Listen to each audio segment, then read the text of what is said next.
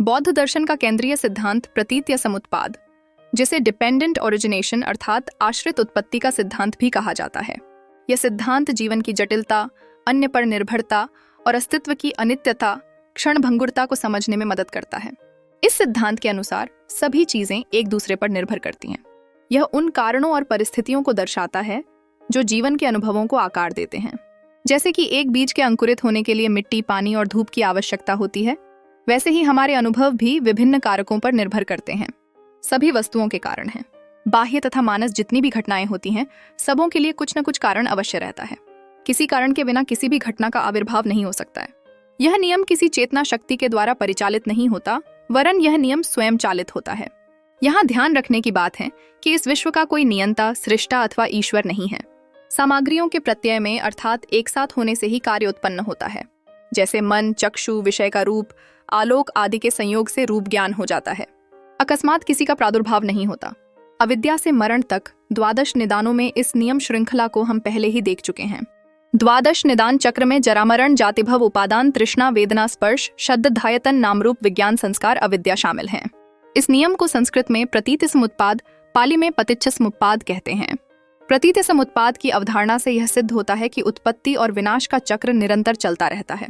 इस सिद्धांत के अनुसार अज्ञान से जन्म होता है, इसके बाद संस्कार उत्पन्न होते हैं और इन सब के परिणाम स्वरूप मनोवैज्ञानिक और भौतिक रूपों का विकास होता है।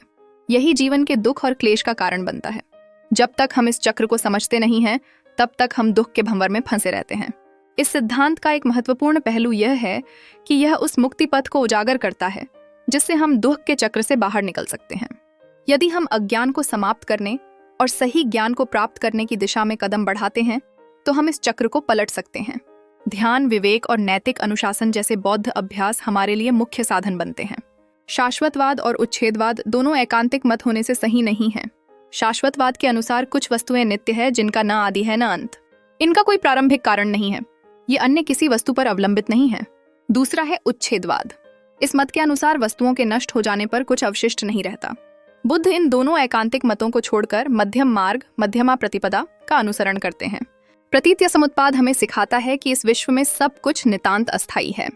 हमारी भावनाएं, विचार और अनुभव सभी किसी न किसी कारण से उत्पन्न होते हैं और अंत में समाप्त भी होते हैं। यह अस्थिरता हमें हमारी वास्तविकता के बारे में जागरूक बनाती है, जिससे हम जीवन को एक सच्चे दृष्टिकोण से देख पाते हैं। उनका कहना है कि वस्तुओं के अस्तित्व में कोई संदेह नहीं, किंतु वे नित्य नहीं हैं। उनकी उत्पत्ति अन्य वस्तुओं से होती है, किंतु साथ साथ वे यह कहते हैं कि वस्तुओं का पूर्ण विनाश नहीं होता है, बल्कि उनका कुछ कार्य या परिणाम अवश्य रह जाता है। अतः न तो पूर्ण नित्यवाद सत्य है, न पूर्ण विनाशवाद ही सत्य है। दोनों ही मत एकांतिक हैं। इस सिद्धांत के माध्यम से हम अपने जीवन में अधिक सजीवता और सार्थकता ला सकते हैं। आत्मान्वेषण और मौन स्वीकृति के माध्यम से हम अपने व्यक्तिगत अनुभवों को समझने व समेटने के लिए प्रेरित होते हैं। यह प्रक्रिया न केवल हमें आंतरिक शांति प्रदान करती है, बल्कि हमारे संबंधों और समाज के प्रति भी एक अधिक संतुलित दृष्टिकोण विकसित करती है। प्रतीत या समुत्पाद मध्यम मत है।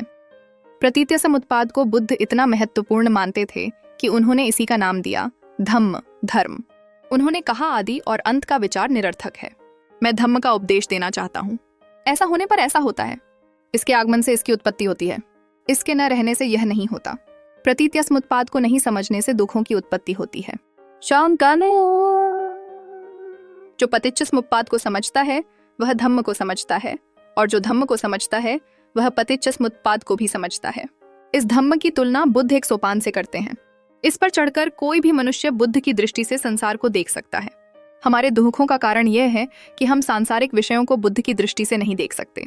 रिचर्ड रीस डेविड्स के कथनानुसार पश्चात काल के बौद्ध धर्म में प्रतीत समुत्पाद के प्रति कुछ अनादर आ गया था, किंतु बुद्ध स्वयं इसे अत्यंत आवश्यक समझते थे।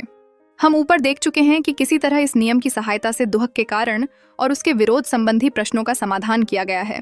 प्रतीत या समुत्पाद के और क्या प्रभाव बौद्ध धर्म पड़े हैं, उनका उल्लेख आगे किया जाता है। प्रतीत या समुत्पाद और कर्म। प्रतीत या समुत्पाद से कर्मवाद की स्थापना होती है, क्योंकि इसके अनुसार मनुष्य का वर्तमान जीवन उसकी एक पूर्ववर्ती अवस्था का परिणाम समझा जा सकता है। कर्मवाद का भी यही सिद्धांत है। वर्तमान जीवन पूर्ववर्ती जीवन के कर्मों का ही फल है। साथ साथ वर्तमान जीवन का भविष्य जीवन के साथ भी वही संबंध है जो पूर्ववर्ती जीवन का वर्तमान जीवन से है। वर्तमान जीवन के कारण ही भविष्य जीवन की उत्पत्ति होती है। कर्मवाद के अनुसार ही वर्तमान जीवन के कर्मों का फल भविष्य में मिलता है। दुख के कारणों का वर्णन करते हुए कर्म फल के संबंध में पूरा विचार कर चुके हैं। कर्मवाद प्रतीत्य समुत्पाद का ही एक विशेष रूप है।